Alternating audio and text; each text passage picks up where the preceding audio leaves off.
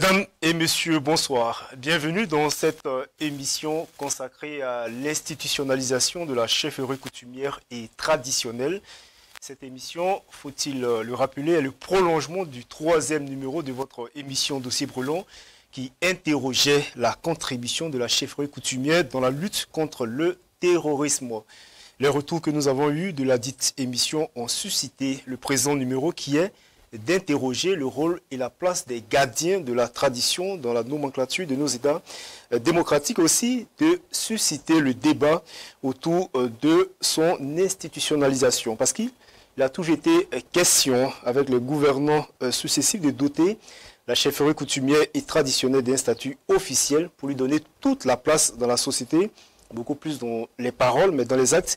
Le chemin semble si long, ce qui nous amène à nous demander qu'est-ce qui coince. Ce soir, pour en parler, je suis en compagnie de l'ancien ministre des Affaires religieuses et coutumières à l'état civil Isaka Souwerma, qui était un chef traditionnel, le chef traditionnel du village de Daouligé. Son nom de règne, c'est Naba Boualga. Bonsoir, Excellence. Oui, bonsoir, monsieur. Vous étiez, on le rappelle, engagé dans l'institutionnalisation de la chefferie traditionnelle et coutumière. Vous étiez peut-être sur la voie, n'eût été le coup d'État du 30 septembre 2022. Je précise que vous étiez, depuis le coup d'État de janvier 2024, le ministre des Cultes et des Coutumes. Vos vis-à-vis, Albert Ouedraogo, professeur, bonsoir. Bonsoir. Vous êtes enseignant-chercheur. Vous êtes également le secrétaire général de l'association Racine. Vous êtes auteur de plusieurs ouvrages, dont un essai sociopolitique intitulé « Démocratie et chefocratie ou la quête d'une gouvernance apaisée au Burkina Faso ». Alain-Joseph Cissaro, bonsoir. Bonsoir. Directeur de recherche, vous êtes chercheur à l'Institut des sciences des sociétés du CNRST, le Centre national de la recherche scientifique et technologique du Burkina Faso. Vous êtes également le point focal du programme thématique de recherche langue, société, civilisation et culture, auteur de l'ouvrage collectif du programme thématique de recherche langue du CAMES autour du pouvoir traditionnel, autour du pouvoir questionner l'Afrique traditionnelle. Exact. Voilà. Merci à vous d'avoir accepté notre invitation. Tout de suite, je m'aurais posé la question à son Excellence Naba Boualga de Daouligé. Vous êtes engagé sur ce chemin. Je vais parler de l'institutionnalisation de la chefferie coutumière parce que sous votre magistère, quand vous étiez ministre, vous étiez très engagé. Vous avez présenté un rapport diagnostic sur la chefferie coutumière au chef avec tout le processus. Est-ce que vous l'étiez parce que vous êtes un chef traditionnel, parce que vous croyez que l'institutionnalisation de la chefferie coutumière est nécessaire dans notre pays? Oui, merci. C'est un réel plaisir pour moi de retrouver les amis qui sont les autres invités. Et à ce sujet, je voudrais dire que tous autant que nous sommes ici, avant que je ne sois affecté au ministère des Affaires religieuses et coutumières, d'une manière ou d'une autre, nous avons tous travaillé dans le sens, effectivement, de doter donc à la chefferie traditionnelle et coutumière, en fait, un statut. Donc, parce que nous sommes de la société civile, et c'est d'ailleurs aussi, entre autres, à ce titre-là que j'ai été appelé au sein du gouvernement à occuper ce poste. Pas parce que je suis un chef traditionnel, mais surtout parce que déjà dans la société civile, on faisait déjà ce travail ensemble. Et moi-même, je suis membre de l'association Racine. Alors cela étant, je pense qu'au niveau du ministère en charge à l'époque des traditions et puis des cultes, bon, le souci était du moins les attributions, ou l'attribution essentielle de ce ministère, c'était de mettre en œuvre en fait la politique du gouvernement en matière de liberté religieuse, par exemple, et des coutumes.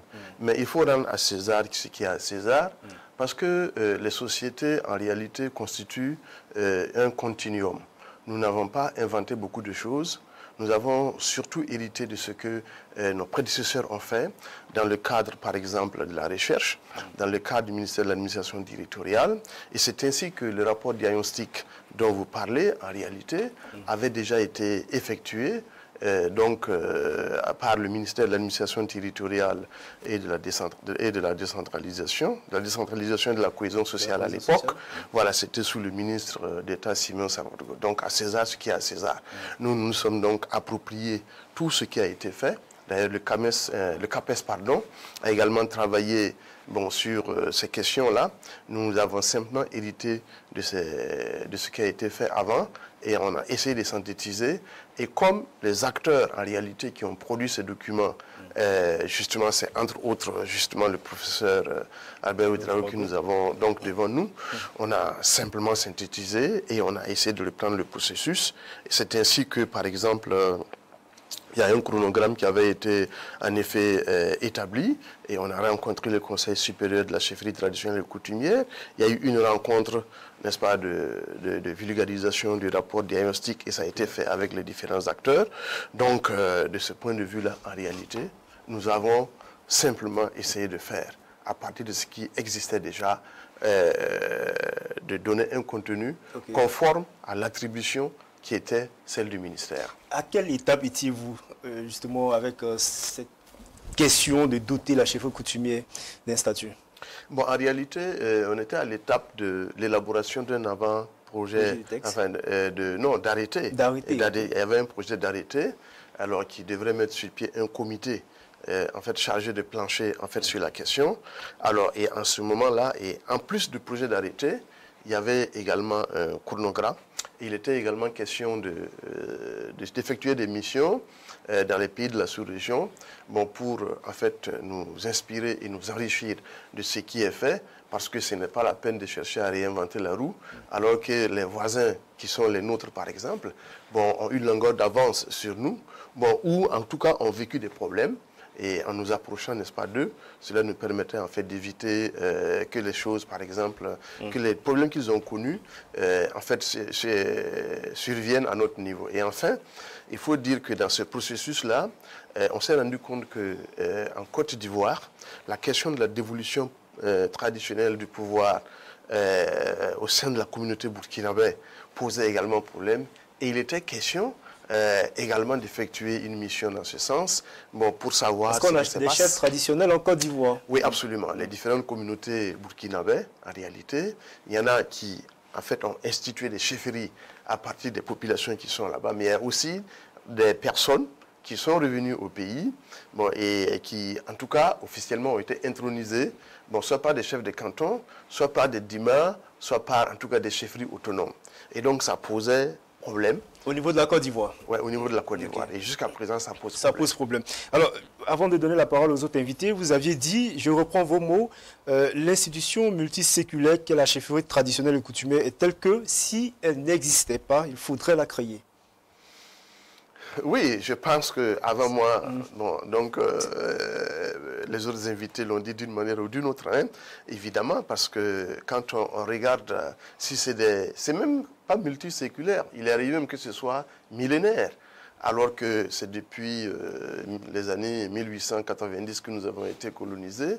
Je crois qu'après 125 ans, par exemple, de contact avec l'Occident, ça ne pèse pas grand-chose à l'échelle d'un individu comme vous et moi. Des individus comme vous et moi, c'est beaucoup, mais à l'échelle des sociétés, c'est pas grand-chose. C'est pas le professeur Alain Sissaoui qui dira le contraire.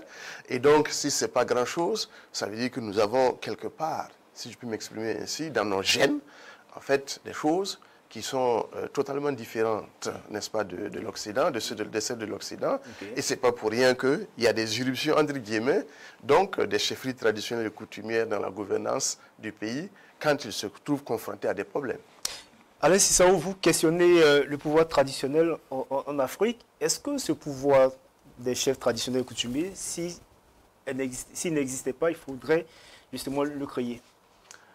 Je pense que, comme l'a dit tout à l'heure Naba, nos sociétés sont des sociétés séculaires dans la gestion, j'allais dire, des pouvoirs traditionnels.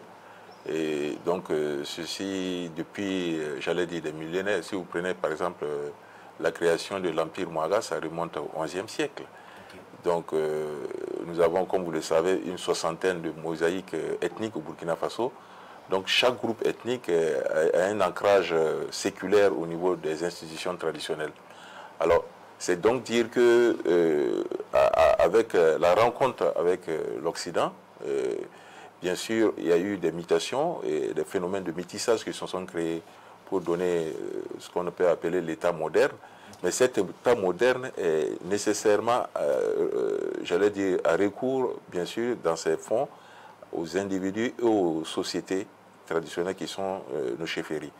Donc c'est donc dit que ces chefferies, il faut en tenir compte, parce que ce sont des baromètres qui permettent justement à la société d'avoir un certain équilibre pour, j'allais dire, se projeter toujours dans l'avenir, quand bien même il y a la modernité avec tout ce qu'on entend par mondialisation. Donc, comme vous l'avez dit, on ne dirait même pas il fallait les créer, elles sont créées déjà. Alors, maintenant, ce sont les mots de l'ancien voilà, donc j'allais dire, elles sont déjà créées et il faut les consolider, il faut peut-être trouver qu'elles trouvent leur place dans cette modernité-là.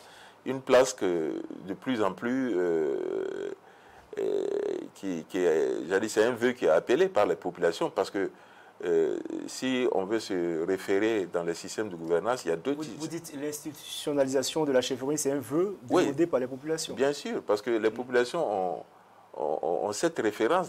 Quand vous prenez par exemple nos villages, quand vous prenez même dans les familles, les référents traditionnels, ce sont c'est les traditions et les traditions. Est-ce que ce n'est pas aussi, professeur Albert, est-ce que ce n'est pas aussi très prononcé dans les milieux ruraux que dans les centres urbains, quand on parle de référence à la chefferie coutumière traditionnelle? J'ai dit c'est autant prononcé. Merci d'abord pour cette invitation. Je dirais que l'engouement pour la chefferie n'est pas simplement que rural. Je vous invite simplement à aller voir un des baskas d'un chef traditionnel, que ce soit celui du Moro, que ce soit celui du Tenkourgo, que ce soit celui d'un ministre. Le monde qu'il y a, ce n'est pas des ruraux. Et l'engouement qu'il y a, ce n'est pas forcément des populations rurales. Ça dépend de l'ancrage de la chefferie. Si votre chefferie est ancrée dans un centre qui est devenu urbain, mais votre popularité est nécessairement par rapport à cet ancrage. Donc je dirais que la question de l'acceptation de la chefferie n'est pas simplement un phénomène lié à la ruralité ou à l'urbanité. Non, c'est quelque chose qui participe de notre identité. Et quand vous regardez, les questions identitaires ne sont pas des questions qui se discutent. On y adhère, je dirais presque par réflexe, et on y adhère parce que si on n'y adhère pas, pratiquement on n'a plus de personnalité en tant que tel. Et ne donnons pas raison aux anciens colonisateurs qui ont pensé qu'avant la colonisation, l'histoire n'existait pas pour l'Africain. Donnons-nous le droit de dire qu'ils ont tort. L'histoire a commencé par les Africains, puisque l'homme noir est né avant l'homme occidental. Oui, c'est une façon de réhabiliter l'histoire. C'est une façon de donner raison à cette antériorité de la civilisation noire par rapport aux autres civilisations. Et de dire que tout ce qui est humain, en réalité, ne surprend pas l'homme noir et l'homme africain, puisque nous sommes les berceaux de l'humanité. Alors, j'ai quand même envie de vous demander, à vous trois, bien sûr vous allez répondre à la question, quel est l'intérêt aujourd'hui de doter notre chefferie traditionnelle ou coutumière d'un statut? Pourquoi donner un statut à la chefferie traditionnelle ou coutumière aujourd'hui? Je voudrais vous dire que souvent, la nécessité vient des désagréments que l'on tire de l'histoire. Doter aujourd'hui la chefferie d'un statut voudrait simplement indiquer que la chefferie doit sortir de son caractère, je dirais, informel. Parce que la colonisation est venue mettre la chefferie dans une situation, je dirais, de mise en parenthèse. Elle n'est pas prise en compte par la modernité. On a l'impression que la chefferie est comme une sorte de terrain non loti. On s'en sert quand on en a besoin, mais quand on n'en a plus besoin, on s'en passe. Il y a quand même des associations de chefs, mais aussi Non, un mais conseil supérieur de la chefferie cela, traditionnelle et coutumière. je voudrais surtout vous dire que sans le statut, nous allons devant des dangers évidents. Vous prenez la situation qui se passe à l'Est, avec l'existence de 2 rois. Je vous assure que si on avait le statut, cette situation n'aurait pas eu lieu.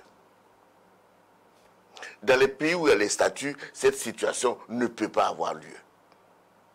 Il y a deux chefs qui se disputent un trône. C'est 2 rois aujourd'hui qui sont là, alors que dans les pays comme le Ghana, où le statut existe, on ne peut pas vous nommer roi sans tenir compte des règles de dévolution du pouvoir de la tradition. Mais une fois que ceci est fait, il appartient à l'autorité administrative de sortir un arrêté pour confirmer votre nomination. Vous pensez que l'autorité administrative va sortir des arrêtés pour le même trône? Or, ce risque-là, ce n'est pas simplement à Fada. Allez-y au nord. Il y a des entités au nord où vous avez 3 autorités pour le même trône. Vous allez à Dori, vous en avez 2. Et si on continue, on va assister à un conflit majeur entre les personnes qui se réclament d'un même trône. Est-ce que dans le nom, on peut savoir quelles sont ces entités qui se disputent les trônes? Mais quand vous allez à Dori, aujourd'hui, il y a un oncle et puis son neveu qui se discutent l'émirat de Dori. Okay. Et ça, c'est pas caché. Voilà. Alors, vous dites, Excellence, le professeur a relevé tout de suite qu'il faut sortir de l'informel, donner un statut à la chefferie coutumière, alors que voilà, sous la 4e République, la Constitution avait quand même essayé de réhabiliter les chefs coutumiers. Comme on sait que la chefferie coutumière a connu des fortunes diverses dans le pays avec les gouvernements successifs. Et il y a aussi le Conseil supérieur de la chefferie traditionnelle. Est-ce que c'est une façon aussi d'encadrer la chefferie coutumière qui ne dit pas son nom? Oui, merci. Mais il faudrait d'abord que l'on remonte à 1982 sous la présidence du président Jean-Baptiste Ouédraogo pour noter que c'était déjà en fait une préoccupation, notamment la dévolution traditionnelle du pouvoir. Et à l'époque, je pense qu'il y avait eu un arrêté ou un décret qui disait que là où il y avait 2 chefs qui ont été donc intronisés, eh bien, s'il y en a un qui meurt, en fait, sa succession s'éteint automatiquement. Donc, ça veut dire que ce qui reste, c'est celui qui survit. C'est lui, en réalité, sa descendance, bon, en tout cas dans le cadre strict de la tradition, qui peut trouver quelqu'un pour lui succéder. Donc, ça veut dire que c'est une préoccupation, en fait, qui ne date pas d'aujourd'hui. Bon, indépendamment de cela, effectivement, on peut considérer que c'est une institution informelle, parce que dans la Constitution, c'est un énoncé général qui reconnaît la coutume, qui reconnaît les traditions. Mais pour ce qui est, par exemple, de l'institution chefferie traditionnelle, je ne pense pas que ce soit explicitement dit.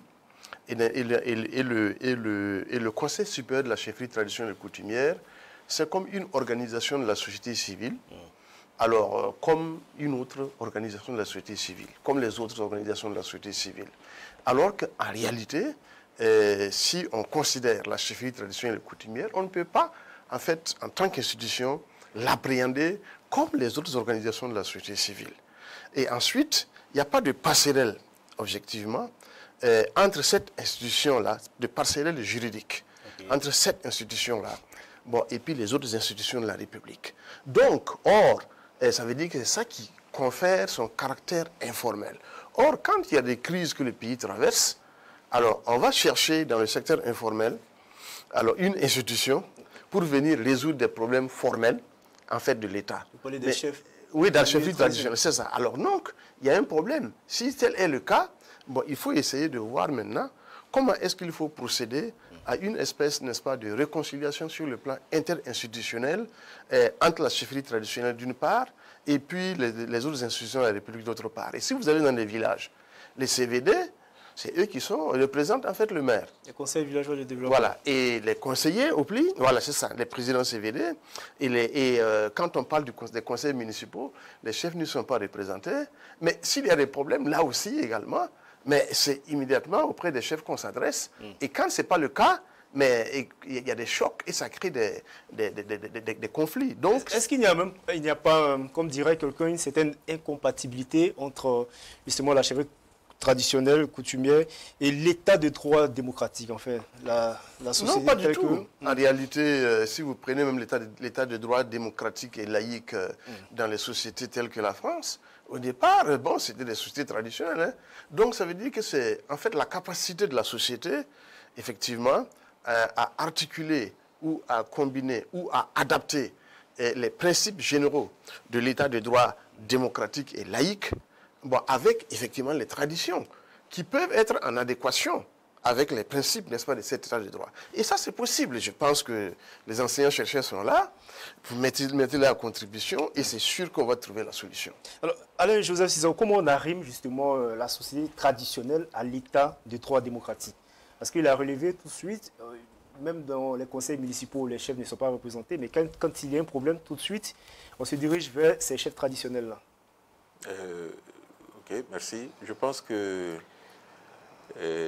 comme effectivement ils l'ont dit, le chef l'a dit, nos sociétés traditionnelles sont des sociétés qui sont des sociétés nanties d'une certaine légitimité par rapport à l'identité, à leur identité, aux coutumes, etc. Et dans la modernité, effectivement, on a tendance à recourir à ces sociétés traditionnelles ou aux acteurs de la société traditionnelle, notamment les chefs, pour résoudre certaines difficultés ou certains problèmes de la nation. Alors, je pense que l'arrimage qu'on pourrait trouver, c'est de puiser dans les valeurs intrinsèques de cette société traditionnelle, les éléments moteurs qui permettent justement de donner des repères auxquels on peut s'inspirer, auxquels la société moderne peut s'inspirer pour pouvoir aller de l'avant. Et je pense qu'à ce niveau, il y a des ressources. L'ouvrage collectif que j'ai réalisé a permis justement de donner des modèles, j'allais dire, d'inspiration, j'allais dire, de certaines valeurs de la société traditionnelle qui peuvent nourrir la société moderne. Okay. Et je pense que c'est à ce niveau que l'arrimage peut être fait.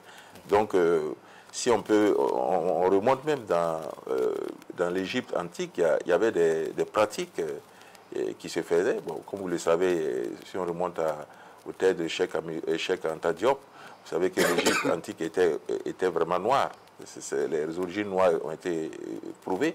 Et donc, il y avait des pratiques, justement, en ce moment, qui montraient que ces sociétés, j'allais dire, de l'Égypte antique avaient des valeurs qui peuvent encore servir au niveau de la démocratie. Si on s'interroge aussi, par exemple, sur des figures charismatiques, par exemple, si on prend au niveau de nos sociétés ici au Burkina Faso, la société Mouaga, il y avait une manière justement de gouverner qui était nécessairement adossée aux coutumes et à certaines règles, j'allais dire inaléables, qui sont intangibles, qui permettaient aux souverains de poser certains actes par rapport à la marche de la société. Okay. On peut s'inspirer toujours de ces valeurs-là pour les réinjecter dans la société moderne. Et donc, ce sont des apports qui tiennent compte de l'identité, des apports qui tiennent compte de la gouvernance même des sociétés traditionnelles. Parce qu'il y avait une forme de démocratie. Prenez la société Mouaga, par exemple, dans ces différentes, j'allais dire, dans ces différentes strates, j'allais dire, identitaires.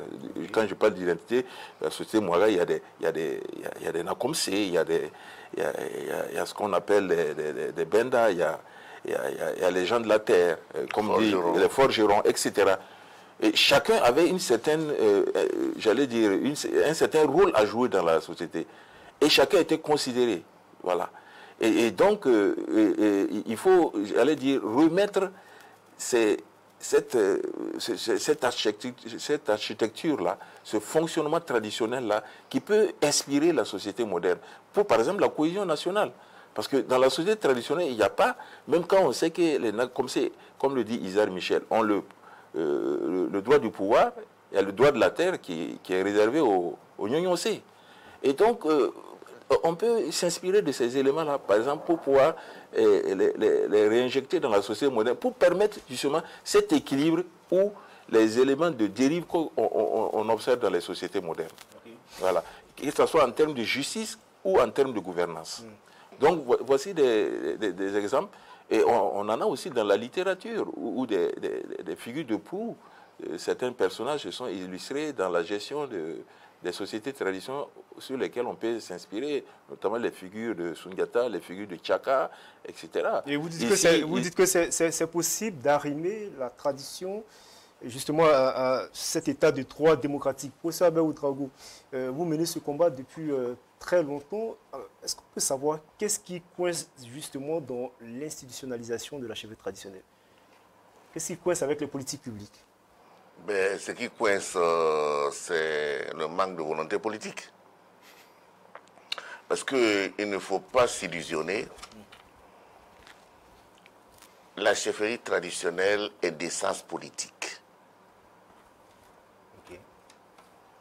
Avant que le colonisateur ne mette les pieds sur notre continent, l'Afrique était gérée. Nos royaumes étaient gérés. Nos villages étaient administrés, ce n'était pas le chaos et ce n'était pas l'anarchie. Okay. Or, qui parle de la gestion de la cité parle de la politique. Donc, nos chefs traditionnels étaient les hommes politiques de leur moment. Et ils ont appris à gérer leur cité sans attendre que le blanc vienne leur montrer comment on gère. Chacun qui disait, je n'attends pas que le blanc vienne me montrer comment je gère mon royaume. Je le gère déjà bien. Naba Wobro a dit qu'il n'a pas besoin du blanc pour gérer son royaume. Il le gère déjà bien. Donc c'est dire que ne faut pas confondre politique et puis administration coloniale. Et donc, si la chefferie est d'essence politique, même si je sais qu'il y a aussi la chefferie d'essence culturelle, tels que les chefs de terre, tels que les prêtres des masques, voilà. Tout cela aussi est tel que les dépositaires des rites agraires, si cela existe, mais cela aussi en rapport avec la chefferie politique, là où elle existe. Donc, c'est dire que, au sortir des indépendances, un conflit s'est instauré rapidement, puisque il est apparu que, au moment où les Blancs devraient s'en aller, la chefferie s'est dit, mais pourquoi ne pas nous restituer notre bien? Puisque au moment où vous veniez, c'est nous qui gérions. Si vous devrez repartir, remettez-nous notre chose. Mais en temps, la société avait quand même évolué. C'est qu'on aurait pu appeler le coup d'État, la monarchie. Ce n'est pas ce qu'on aurait pu appeler. Il y a eu une velléité de reprise de l'autorité du pouvoir politique par, à un moment donné, Naba Kougri. Mais là aussi, il a été induit en erreur par ses conseillers français. Oh. Voilà. Qui ont fait croire que la Haute-Volta se résumait au Moro. Non. Même dans l'entité Moara, le Moro Naba n'a pas autorité sur le Tenkodogo, n'a pas autorité sur le Yatenga, n'a pas autorité sur le Bousma. Et que dire des autres entités telles que Fada, telles que le Bobo du Lasso, etc., etc. C'est donc dire que les hommes politiques de la modernité n'ont pas toujours intérêt à ce que la chefferie ait un statut, parce qu'ils ont besoin des hommes, des chefs comme des grands électeurs pour mobiliser la population envie d'aller aux élections. Vous savez, pour aller aux élections, souvent les populations peuvent se poser la question, quel intérêt, qu'est-ce que je gagne d'aller m'aligner pour voter pour des gens qui souvent m'oublient. Mais souvent, ce sont les chefs qui donnent l'exemple et qui mobilisent les populations souvent pour aller voter pour un homme politique. Et c'est ce qui fait peur, vous dites, aux politiques. Allez-y, ça vous partagez cette opinion du professeur? Oui, je pense qu'il a tout à fait raison. Parce que, en fait, pendant les grandes, j'allais dire, les grands rassemblements politiques, j'allais dire, au niveau des élections, les chefs sont sollicités pour mobiliser nécessairement l'électorat à une fin précise. Alors qu'ils ont un rôle, comme il a dit, politique, mais surtout un rôle identitaire, de rassemblement. Et du coup, ça fait de... les populations se reconnaissent en leur chef? Oui, ils se reconnaissent en leur chef. En même temps, s'ils disent de voter dans une direction, ils excluent nécessairement l'autre direction. Et c'est ça qui amène nécessairement, à un certain moment, le problème de crédibilité du chef. Parce que le chef est censé réunir tout le monde. Il est censé être une sorte de... voilà, politique, en tout cas quelqu'un d'impartial. Donc, alors qu'on l'oblige dans les consultations électorales à prendre parti. Donc, quelque part, à lui-même à se fracturer, à créer une sorte de dilemme à son niveau, au niveau de son peuple, en lui disant d'aller dans une direction. Alors que ce n'est pas ça son rôle. Son rôle, c'est d'administrer, c'est de régler les problèmes liés. Vous dites que c'est une obligation. Est-ce qu'il est obligé de tenir ce rôle? Non, ce sont les politiques qui l'amènent à tenir ce rôle. Oui, c'est pas lui-même qui le chef, là je me posais la question au chef traditionnel de Daoulgué, est-ce que vous êtes obligé de suivre la direction de l'homme politique? En théorie, non. Mais dans la pratique, parfois, il y a des chefs qui sont en effet obligés. Parce que, vous savez, si les chefs s'immiscent, font de la politique partisane, c'est bien parce que, quelque part, s'ils ne font pas cette politique partisane-là, s'ils ne la faisaient pas, quelque chose leur manquerait, par exemple. Comme quoi? Comme les moyens d'existence, par exemple les besoins existentiels primaires, c'est pas évident que les gens puissent, en tout cas en ne faisant pas de la politique, les satisfaire. Or, en réalité, on vous dit, dans nos sociétés, on dit que quand on dit « soyez le bienvenu chef », ce n'est pas vous en tant qu'individu qu'on salue, ce sont vos attributs. La manière dont vous êtes habillé, la manière dont vous êtes chaussé, la manière dont vous êtes coiffé, c'est ça aussi qui fait que, justement, on vous dit « très bien, soyez le bienvenu ». Si vous êtes en cache-sexe, on dira, dans la société Mouaga, si on dit que c'est le chef, on dit « non, c'est un fou, le chef est mort ». Alors, ça veut dire qu'on risque de lui faire sa fête et puis lui trouver quelqu'un d'autre. Et puis trouver quelqu'un d'autre pour le remplacer. Donc, maintenant, il faut préciser, et de toute façon, les deux, ils le mentionnent dans leurs ouvrages, que la gestion, la gouvernance traditionnelle, même si elle est politique, elle est en tout cas en théorie impartiale, inclusive et participative. Donc, de ce point de vue, en réalité, il n'y a pas, c'est pour ça qu'on dit, par exemple, si vous avez à trancher un jugement, un conflit, même si vous avez un ami qui est effectivement partie prenante au conflit, s'il n'a pas raison, donnez raison à celui qui a raison et donnez un coq à votre ami pour qu'il aille manger. Mais vous ne pouvez pas, en réalité, vous permettre de lui donner raison parce que c'est votre ami. Ou alors vous lui dites, ah, vous aussi, pour une si petite affaire, allez-y vous entendre. C'est parce que l'ami du chef n'a pas raison qu'il dit, non, moi, je n'ai pas de temps pour m'occuper de ces questions-là. Okay. Bon, alors, donc, de ce point de vue-là, il faut aussi le dire. Maintenant, aujourd'hui, il faut aussi noter que depuis 2010, même si c'est timide, il y a eu des actes concrets qui ont été posés de façon successive pour aller en fait vers là. Et actuellement, par exemple, je sais qu'au niveau du ministère de l'administration territoriale, de la décentralisation et de la cohésion sociale, il y a un texte qui est en gestation de manière à asseoir en fait un comité qui va connaître de ces questions. Donc ça veut dire que les attributions en fait de l'ancien ministère des Affaires religieuses et coutumières qui incombent aujourd'hui au ministère en charge de l'administration du territoire, en réalité, sont nécessairement prises en compte. Ces attributions sont prises en compte et je pense que ça devrait pouvoir aller. Oui. C'est en train d'évoluer. En tout cas, il y a une volonté. Pour ce que je sais, il y a une volonté dans ce sens. Et j'ai eu l'honneur d'être reçu par en fait, le ministre Zungrana. Donc, on en a parlé et je crois que c'est sur une bonne voie. En même temps, est-ce que les chefs n'ont pas prêté le flanc, je veux dire, aux hommes politiques qui se permettent quand même de leur retirer cette impartialité-là? Oui, mais en tant que chef traditionnel. Bien sûr, si quelque part des gens viennent à vous, alors vous les aidez à être élus. Alors, et ensuite, peut-être qu'ils ne respectent pas ensuite leurs promesses, peut-être qu'ils ne sont pas reconnaissants vis-à-vis de vous. Or, en réalité, ils ont un devoir de reconnaissance et de gratitude. Même si vous avez les moyens, n'est-ce pas, même si vous pouvez vous passer de la politique, et il y a des dimans qui étaient, ou des grands chefs qui étaient à même de vivre sans faire de la politique. Mais la façon dont ils ont été traités, ou la façon dont ils sont traités par les politiques après qu'ils ont été élus, évidemment, c'était suffisamment discourtois. Et donc, il y en a qui ont décidé effectivement de faire de la politique.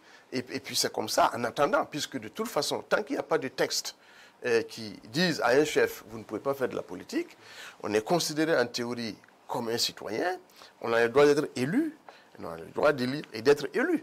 Donc en principe, ça ne pose pas de problème. Donc aujourd'hui, si un chef décide de ne pas faire de la politique, ça c'est son droit. Si un autre décide de le faire, c'est également son droit. C'est pour ça que, il faut effectivement que nous puissions avoir un statut pour que tout ce que nous allons poser comme acte soit adossé à cela, puisque nous sommes dans un état de droit démocratique, et l'état de droit suppose que tous les actes que nous posons, tout type de gouvernance en réalité, doit avoir comme référent donc, un texte, que ce soit législatif, que ce soit réglementaire. Parce que dans le même temps, cette posture de politique, entre guillemets, partisane, c'est aussi ce qui est reproché à l'ensemble des chefs, qui fait qu'aujourd'hui, beaucoup ne se reconnaissent pas justement dans les chefs traditionnels. Albert Ouedraogo. Oui, c'est là aussi la duplicité des hommes politiques. On veut d'une chose et de son contraire. Je vais vous dire les choses sans langue de bois. En réalité, les chefs, au départ, ne voulaient pas faire de la politique. Surtout avec la mésaventure qui est arrivée au Naba Kougri, les chefs s'étaient un peu recroquevillés. Et même ce qui est arrivé par la suite avec la révolution, les chefs ont décidé de prendre leur distance vis-à-vis de la politique. Ils disaient que la politique, c'est le lieu de la honte. Or, qui a couru après les chefs? C'est les hommes politiques en quête d'électeurs. Ils sont allés, je dirais, débaucher les chefs pour leur demander de venir à la rescousse. Et ça n'a pas été facile, les premiers chefs à l'accepter. Or, ils n'avaient pas toujours le choix. Quand vous dites que est-ce que les chefs ne sont pas responsables, mais si vous savez bien, il y a un adage qui dit quand vous ne faites pas la politique, c'est la politique qui vous fait. Moi, personnellement, j'ai eu déjà à discuter avec Naba Kouanga, le regretté Naba Kouanga de Kaya.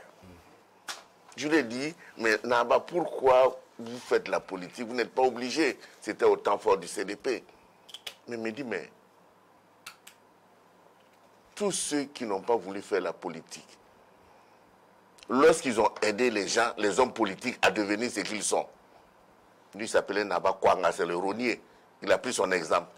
Mais quand ces hommes politiques-là montent sur le rognier, à partir du rognier, ils vous pissent dessus. Excusez-moi le terme. Donc, ils vous manquent de respect. Donc, vous êtes obligé désormais de faire la politique à votre nom pour ne pas avoir à subir les humiliations. Les chefs qui ont refusé, et puis là, c'est souvent le rôle que jouent les partis majoritaires. Les partis majoritaires ne sont pas si conciliants avec les chefs rebelles. Quand vous refusez de faire la politique de la majorité, on vous crée une autre chefferie. Et c'est ce qui explique que dans beaucoup de localités de nos pays... Ce qui est arrivé à Fada? Mais, non, pas ce qui est arrivé à Fada. Non, là j'exclus Fada. Encore que je ne rentre pas dans les détails, mais beaucoup de chefferies, où il y a la double chefferie, c'est le fait des hommes politiques. Parce qu'il y a un chef politique qui ne voulait pas faire la politique de la majorité, on lui a créé un dissident. Et c'est lui qui a les moyens. C'est le nouveau chef dissident là, qui a les moyens et qui trône. Alors dites-nous, qu'est-ce que le statut va apporter concrètement à la chefferie coutumière traditionnelle? La paix des braves. La paix des braves, parce que, aussi paradoxal qu'on puisse le croire, nous on a fait notre enquête. Les chefs qui sont engagés en politique sont une minorité. Ah bon? En réalité, ils sont une minorité. Mais en même temps, ils sont visibles. Expliquez-nous, oui, dans les manifestations à caractère politique, les chefs qui sont assis avec les bonnets rouges ne sont pas des chefs? Vous pensez que tous les chefs qui ont les bonnets rouges sont des chefs? Ah ben, c'est l'image qui renvoie justement ces manifestations politiques. Moi, je vous invite d'aller au grand marché, voir si les bonnets là ne sont pas là-bas. Est-ce que quand vous voulez acheter un bonnet, est-ce qu'on vous demande votre carte de chef avant de l'acheter? Non. Vous nous dites que tout le monde peut s'acheter. Nous, on a vu au Yatenga, à un moment donné, le roi du Yatenga qui était obligé de sortir un acte pour dire que toute personne qui porte le bonnet et qui n'est pas chef, qu'on sévisse. C'est ça qui a diminué un peu les choses au Yatenga. Mais ailleurs, je n'ai pas vu ça. Okay. Et au niveau de la modernité, il n'y a aucune loi qui légifère là-dessus. Si vous prenez un bonnet aujourd'hui, vous portez, qui va vous mettre en prison? Alors que ça devrait être protégé. Ces insignes-là devraient être protégés. Mais comme ils sont dans l'informel, ce n'est pas protégé. Donc, prenez une casquette de gouverneur et puis porter. Vous allez voir, ça ne va pas vous mettre en prison. Ok. Donc la paix des braves, c'est ce que va apporter le statut? Oui, ça va apporter la paix des braves. Parce que si le statut existe, vous prenez le cas, par exemple, comme au Ghana. Est-ce que vous avez de nouvelles chefferies qui se créent au hasard? Est-ce que vous avez le conflit qui se crée en tant que tel? Est-ce que vous voyez les chefs aller à des meetings politiques? Non. Mais ils sont consultés. Et aucun texte de loi ne peut se prendre sans qu'on ne consulte la chambre des chefs. Et s'ils sont consultés, et c'est ce que je disais dans mon ouvrage, il a parlé tout à l'heure des CVD. Est-ce que vous pensez que c'est normal, dans un pays comme le Burkina, qu'il y ait une administration, une municipalité, où il n'y a pas un représentant du chef? Il n'y a pas un seul village où il n'y a pas de chef. Et dans un conseil municipal, il n'y a pas un représentant du chef. Et vous pensez qu'on peut gérer le pays comme ça, en se fondant sur quoi? Et vous dites qu'il n'y a pas un seul village où il n'y a pas de chef et les sociétés qui n'ont pas de pouvoir centralisé. Comment ces villages fonctionnent? Ils ont des chefs. Ah bon? Ah oui, parce que vous avez les chefs. Parce qu'il y a aussi ce qui revient très souvent, il y a justement de ces ethnies, je n'avais pas dit de ces populations, qui ne se reconnaissent pas dans la forme du pouvoir centralisé tel que présenté ou dans la forme de la chefferie traditionnelle. Je suis tout à fait d'accord, mais il y a des chefs. Les chefs, ce n'est pas forcément le pouvoir centralisé. Quand vous avez un chef de terre, ce n'est pas un chef. Même chez les Mossi, il y a des entités où il n'y a pas de chef, Naba. Tout à fait. Où il y a un chef de terre. Absolument. Même chez les Mossi. C'est un nouveau à côté. Hein. Voilà. Donc si vous me dites qu'il y a une localité où il n'y a pas de chef, je dis citez-moi-le. Citez-moi là. Ok. Donc si on réussit à mettre en place le statut, on va stabiliser la chefferie. On va lui permettre de jouer son rôle de régulateur et de rassembleur. Et on va éviter la guerre des chefs. Parce que la prochaine guerre qu'il va y avoir au Burkina, ça risque d'être la guerre des chefs. On a vu à Fada ce qui est en train de se passer. C'est vrai que ce sont des propos que vous martelez depuis... Oui, mais je vous ai entendu dire en 2021, je crois que c'était une conférence du CGD, et depuis, vous ne faites que marteler ces propos. Qu'est-ce qui va justement envoyer cette guerre des chefs-là? Je prends un exemple. Allez-y. Supposons qu'au sortir de la transition, un des rois, le Moro Nava, le Tenkodgo, le Bousma, le Yatenga, décide d'être candidat à la présidentielle. Il vient de le dire, ils sont des citoyens. Ils sont des citoyens et on peut même être candidat indépendant. Tout à fait. il décide de poser sa candidature pour être le président du Faso. On fait quoi? On accepte ou on refuse? Dans tous les cas, c'est un problème. À partir de ce moment-là, c'est ce que les Mossi appellent le Gengenwela. Si tu manges, ton papa meurt. Tu ne manges pas, ta maman meurt. Dans tous les cas de figure, si jamais ça se présente, le Burkina est en danger de mort. Parce que tous ceux qui ne se reconnaissent pas dans son royaume, et ils sont nombreux, vont dire, mais non, on ne va pas vivre dans ce royaume-là. Okay. Or, si vous l'excluez, les autres qui se reconnaissent vont dire, non, vous excluez un citoyen. C'est encore un problème. Oui. Alain Sissao, Oui. en même temps, est-ce que le fait de donner un statut légal à la chefferie coutumière va sortir ces chefs traditionnels-là de la politique partisane, enfin de la politique tout court? Oui, tout à fait. Je pense que cela ira de fait, parce qu'une fois ils seront plus dans le schéma électoraliste, donc nécessairement le schéma, j'allais dire, partisan, ils vont recouvrir du même coup leur légitimité. Et cette légitimité, entre guillemets, que tout le monde appelle de ses voeux, parce qu'on s'est rendu compte que, quelque part, il y a des problèmes au niveau des chefferies. Donc, si les chefs traditionnels sont, j'allais dire, je ne dirais pas extirpés, mais on leur donne un statut officiel, comme au Ghana ou en Côte d'Ivoire et dans d'autres pays, ils vont recouvrir leur légitimité traditionnelle d'origine et en même temps, ils pourront avoir des représentations dans les différents organes de la modernité. Parce que là, il faut leur créer, j'allais dire, des instances, des structures qui leur permettent justement d'être représentatifs et de donner de la voix, donner des propositions en termes de gouvernance, en termes aussi de préservation de certaines valeurs dans la modernité. Et je pense que ça, c'est très important. Et du coup, ça va éteindre les nombreux conflits.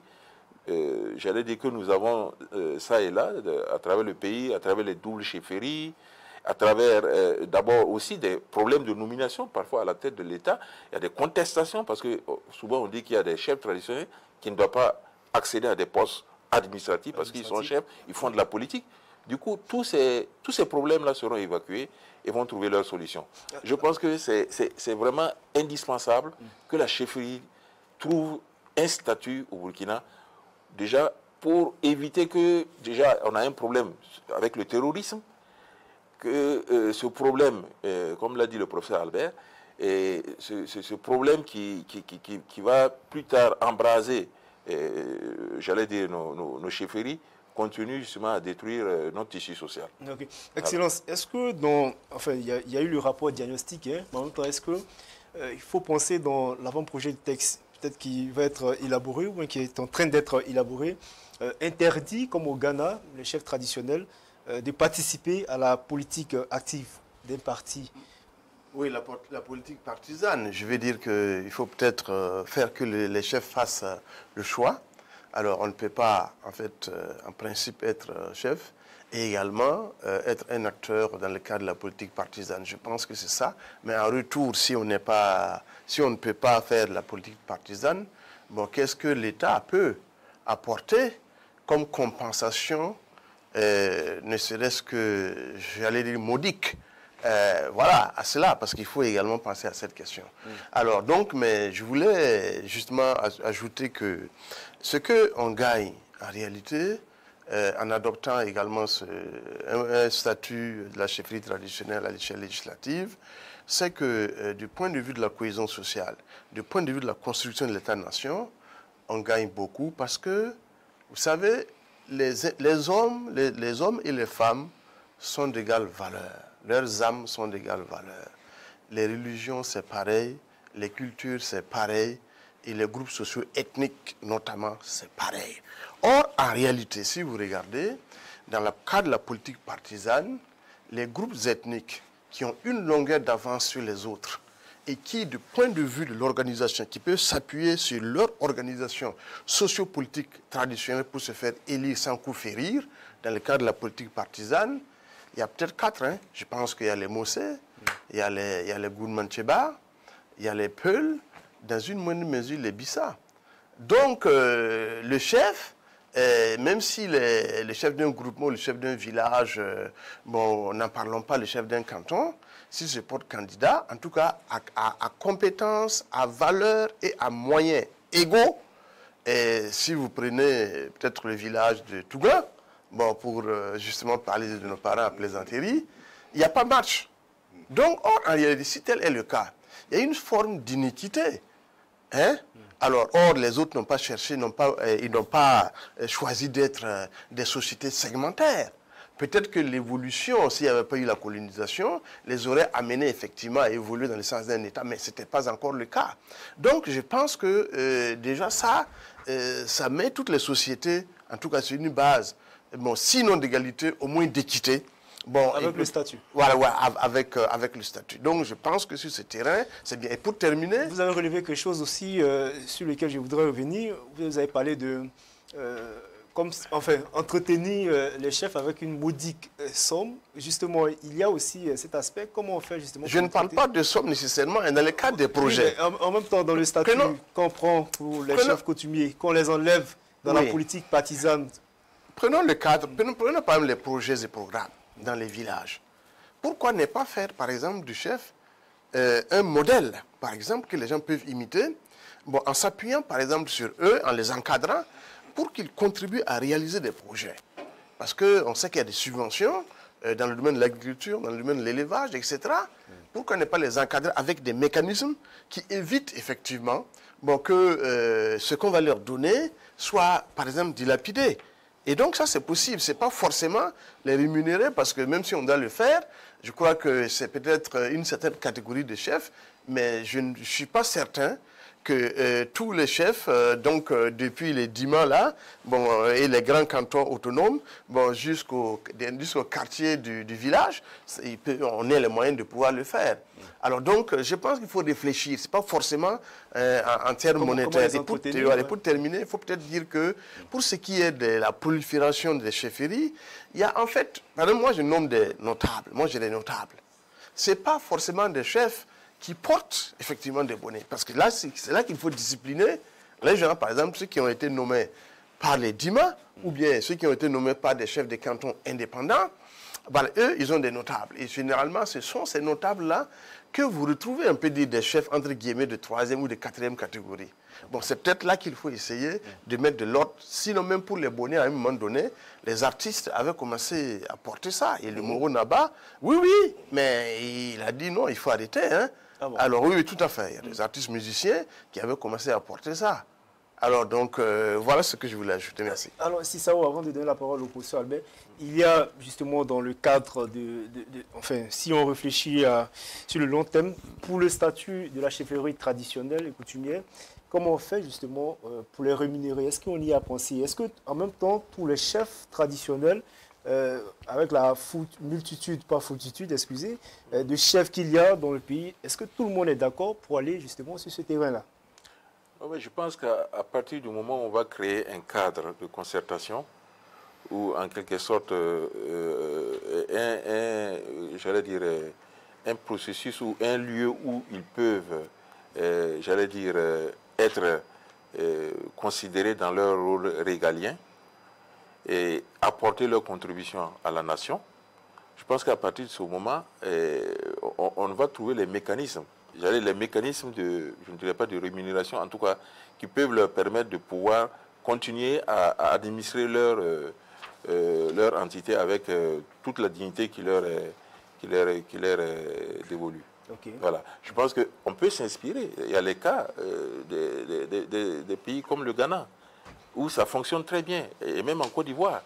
Et donc, il faut tout simplement, comme on l'a dit, ne pas réinventer la roue, s'inspirer des modèles déjà existants, des modèles qui fonctionnent bien, et à partir de là, on saura comment gérer justement cette nouvelle entité de la chefferie. Mais en même temps, voilà. Est-ce que le modèle traditionnel en Côte d'Ivoire est le même que celui au Burkina? Non, les pouvoirs ne sont pas forcément les mêmes, mais dans leur essence, il y a quand même beaucoup d'affinités. Et je dirais que si on arrête d'être hypocrite, On sait qu'on ne peut pas créer une institution de la République sans lui donner les moyens de fonctionner. Nous voulons qu'on crée une institution complètement dédiée à la chefferie, et cette institution ne peut pas vivre d'eau fraîche et de parole. Okay. Donnez-moi une seule institution de la République qui vit d'eau fraîche et de parole. Vous prenez le Parlement. Est-ce que l'État a les moyens de prendre en charge tous ces chefs traditionnels et coutumiers? Ou qu'est-ce qu'on met justement dans cette prise en charge de ces chefs traditionnels? Je parle de l'institution. Okay. C'est comme si vous me dites, est-ce que l'État a les moyens de prendre en charge un Parlement? Il y a un budget pour le Parlement, un budget de fonctionnement. Donc le budget de l'institution de la chefferie, il suffit de mettre ça en place et que ce soit voté par le Parlement. Et on va trouver les moyens de le faire fonctionner en tant qu'institution de la République. Tout comme l'exécutif, tout comme le judiciaire. Dès l'instant où c'est une institution de la République, on trouvera les moyens de faire en sorte qu'un budget lui soit consacré. Et vous êtes sûr que les Burkinabés seront d'accord? Mais les Burkinabés ne sont pas des extraterrestres, puis s'ils sont d'accord avec leur chef. Faites un sondage pour voir quelle est la place de la chefferie par par à l'acceptation. Dans les sociétés segmentées. Mais je vous ai dit qu'il n'existe pas une seule société où il n'y a pas de chef. Merci beaucoup. Très rapidement, vous voulez réagir là-dessus? Oui, je voulais juste dire que, en effet, il faut que les choses se passent en effet ainsi. Mais il faut noter que les Burkinabés ont du respect, n'est-ce pas, pour l'institution chefferie traditionnelle. Maintenant, les individus qui incarnent cette institution sont peu ou prou voilà, bien appréciés ou pas bien appréciés, mais ça c'est une constante. Donc pour ce que le professeur Albert Ouedraogo a dit, bon, franchement c'est l'institution, ce n'est pas les individus isolément. Merci beaucoup, Excellence, à l'état civil Isaka Souverma, nom de règne nom de règne Naba Boualga de Daouligé. Merci à vous d'être passé sur ce plateau. Merci également à Alain Joseph Cissao, qui est directeur de recherche à l'Institut des sciences des sociétés du CNRST, et puis à Albert Ouedraogo, qui est enseignant-chercheur et secrétaire général de l'association Racine. Merci à toute l'équipe de réalisation, à l'équipe de production, au chargé de programme de Burkina Info, à la rédaction en chef. Merci à toutes et à tous. Bonsoir.